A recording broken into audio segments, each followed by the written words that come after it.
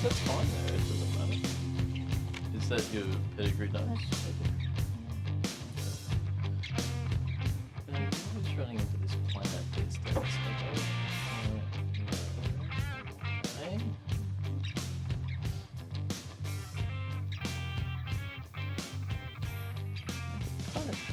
Sorry?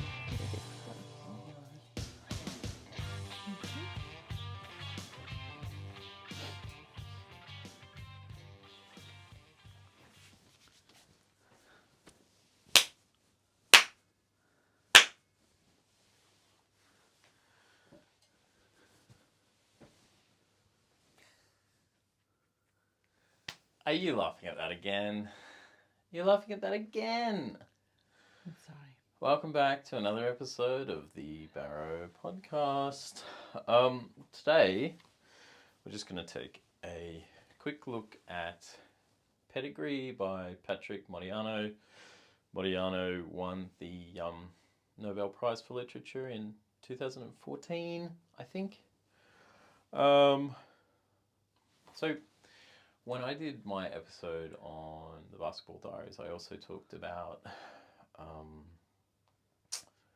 Disorderly Magic and Other Disturbances by Richard Cabot, and I showed you some of his stuff towards the end. Mm-hmm.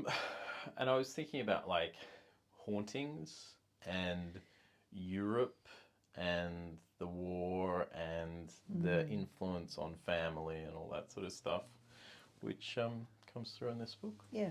Quite a lot. Yeah. And haunting's an excellent word. Haunting's an excellent word. For this book. Mm-hmm.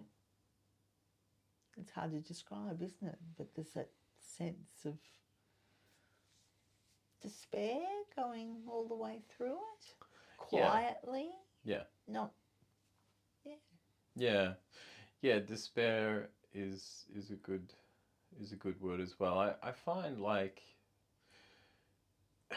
you know, I played you an excerpt of another podcast where they were talking about Modiano, and they were saying that he was influenced by there's some book by, I think it's like a Nazi hunter type person who, you know, produced a book of, you know, it's just sort of 80,000 words of names and addresses of missing Jews, and so they say something like they quoted Modiano as saying something like he kind of doubted literature after reading that. But in a sense, he does the same with the detail, particularly about his father and all the meetings with people that his father has, and he's been on the edge of. Yeah, I think. Yeah, all his life. It seems that way. So having knowledge of what his father was up to, but there's an air of mystery about it as well. Is that? I think so. enough? Yeah, I think because his father's sort of like a black market. Yeah, well, he's involved in lots of shady deals and with lots of shady people of the times. Yeah, but even though Modiano doesn't grow up sort of during the time period that he seems to write most about. Do you know what I mean? Yes. Do you know what I mean by that? Yes, but isn't that through what his parents are doing? But that's what I'm saying. He's sort of rooted in his parents' lives in lots of ways. Yeah, and even though he didn't spend much time with them living in on a daily basis, they exert so much influence from beyond. They really give up the parental role. Yeah. Absolutely. Yeah. But his father is still sort of pulling the strings. Mm-hmm. Yeah. And his mother comes back and says, "Oh well, yes, I do care, but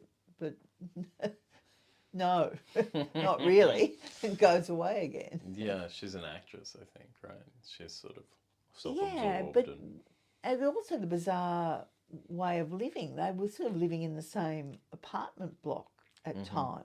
Mm-hmm. Yeah. Even though the parents were living separate lives. Yeah. But But I like that idea of, I mean, some of the things that we were talking about in the most recent episode of the show, where we were, you know, talking about parents and talking about, you know, the work of, you know, the project of stirring up and examining the past. I mean, like, the influence, well, the influence of parents and the influence of a family's story and a family's history and the way that you can sort of be rooted in that thing, even though, you know, you're living in a different time. Yes. Yeah. Absolutely. Yeah, because he traces all his parents' movements. Yeah. Yeah. And I just thought that was interesting from our perspective.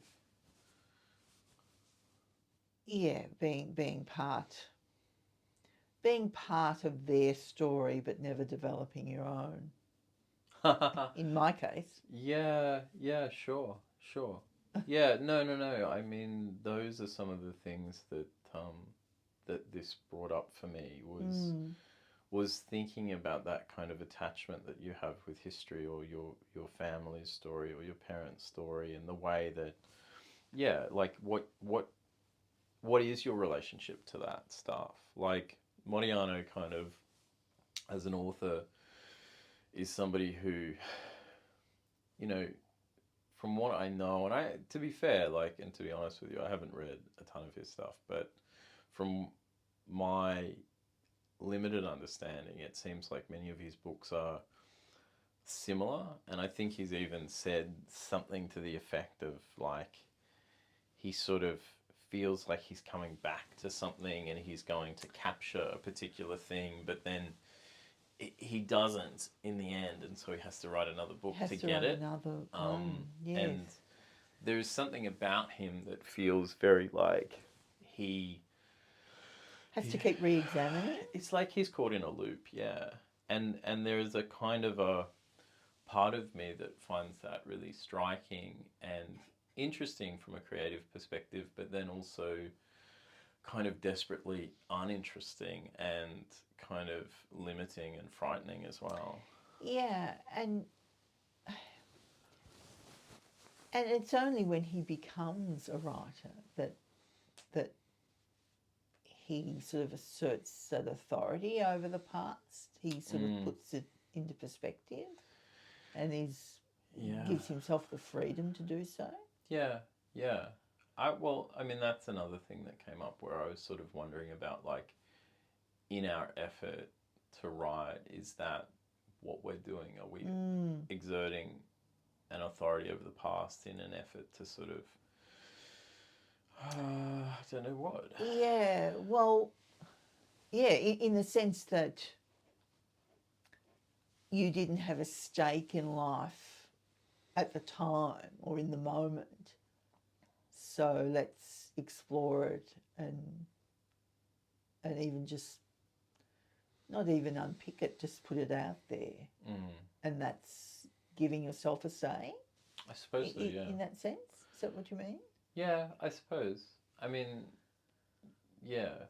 I mean, no, I don't really have more on that. I just, you know, it resonates with this kind of questioning of the project and the nature of it, and like trying to, but see, I think what Modiano represents to me in some sense is, like, in your effort to corral the past, it always gets away from you ultimately.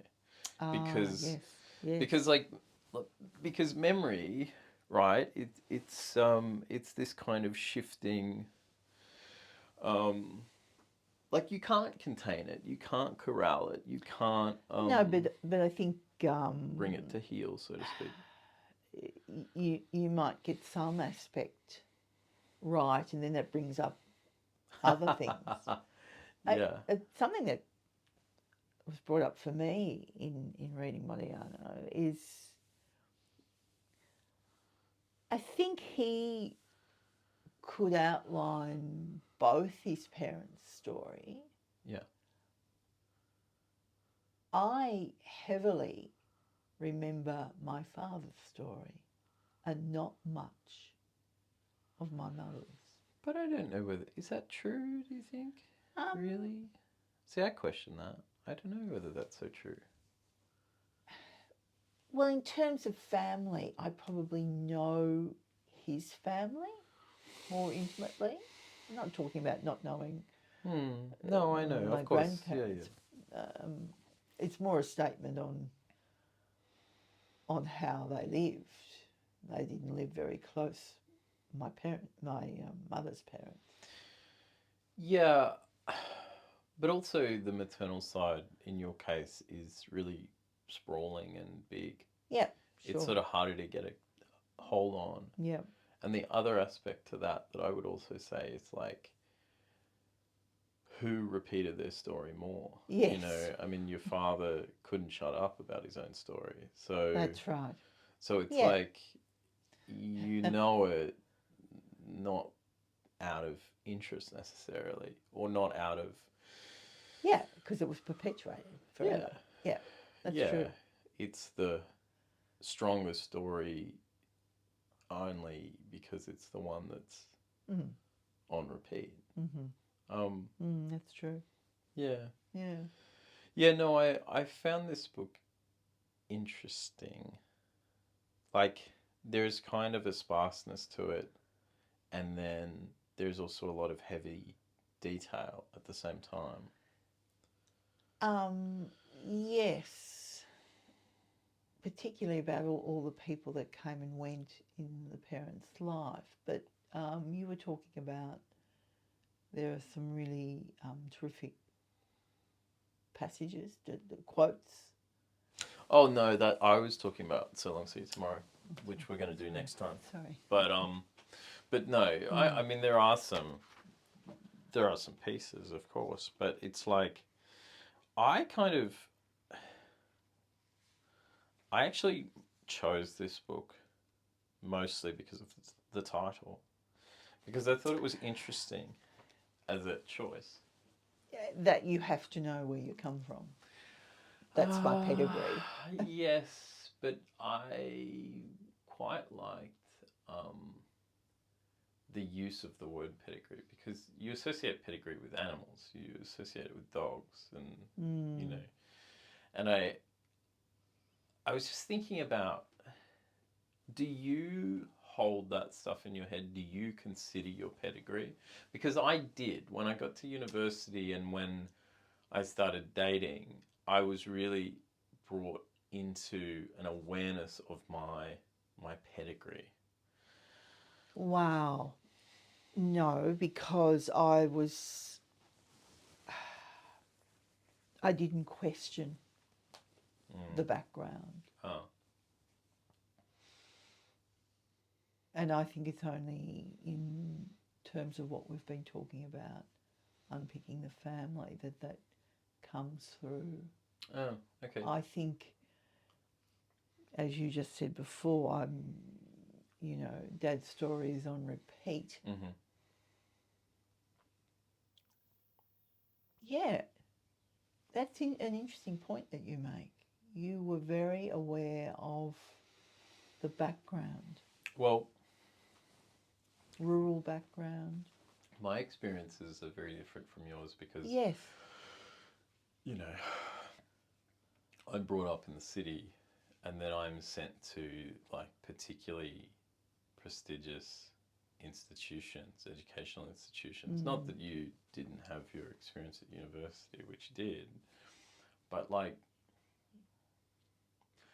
it was sort of, you know, I was in a situation where I went to a school where I was the only student coming from my side of town to attend there. And every, you know, the other boys, the other people that attended the school, you know, it was like the size of the houses. They were like 3 and 4 times the size of the one I was coming from. You know, there was that really strong difference. And you were very aware of that difference. Well, whereas, yeah, my childhood and schooling what certainly was not that experience. Yeah, I wasn't only aware of it for myself. I was aware of it because I was made aware of it by your parents. I mean, it was commented on constantly. Yeah, and you see, in my decision to send you there, I was very happy with that those sorts of issues didn't come into it. Mm-hmm. Yeah. But as you say, it brought out those feelings in my parents, and I think they were a bit intimidated by the whole experience.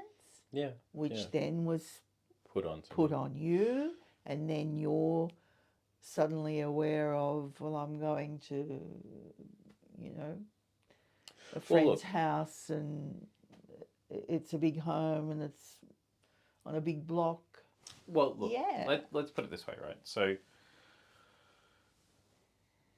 in terms of pedigree, like, I came from such a unique home environment. I lived with my mother and her parents, so that's the start there. Mm. I leave at the time, relatively working class suburb to go all the way to the other side of school, an hour trip across town, to attend a school in the most prestigious, elite, expensive suburb in the city. And so I go back and forth from working class to upper class every day, and I see this difference, right? And I'm like, well, everyone I go to school with lives there. I have to return this way, and not have to like it's beneath me or something. It's just that I see it. I don't feel bad, and by the way, I wasn't treated too poorly or too differently by the people around me. I'm just saying that I noticed it. But then I'm picked up for access visits on the weekend, and I'm taken to, I mean, I've got to be careful what I say, but it really was rural. It was kind of welfare class at some aspects of it. Yes. With, the deadbeat father, and the, and the kind of dogs in the house that will bite you and, shit kicker stuff. Like, let's be real, and ugly and violent and horrible. And so I got these wildly different experiences of people. I saw kind of a humble working class that was like a hard-working kind of people. I saw like a much more kind of shit kicker state of being, and I saw rural, and I saw poor, and then I saw like extreme wealth, and it was so mixed up. And all the while, because of that set of circumstances, you are sensitive anyway. So you're really picking up on all these differences. Well, the question I'm asking myself is, where do I belong? Which of these milieus, let's say, which of these environments is my environment? Like, what am I from? Yeah. Where do I belong? And it's interesting that my parents have a part to play in underlining that difference for you, because they didn't for me. I go to the convent in the country town. I'm given license to think that I can go anywhere and be anywhere. Yeah. And then that decision to send you there follows on from that. Yeah. And yet, Yeah, well, for me it was, it was quite dizzying. It was quite disorientating. And, when you're... Yeah, I mean, I'll get into it more when I'm talking about my story. But,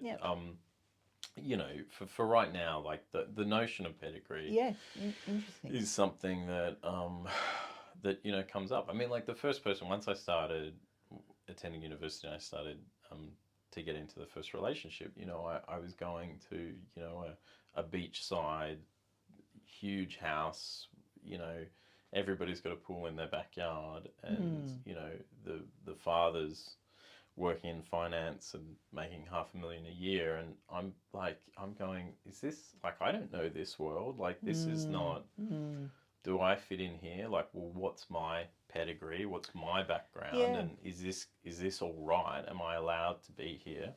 I had all those reservations and all those questions.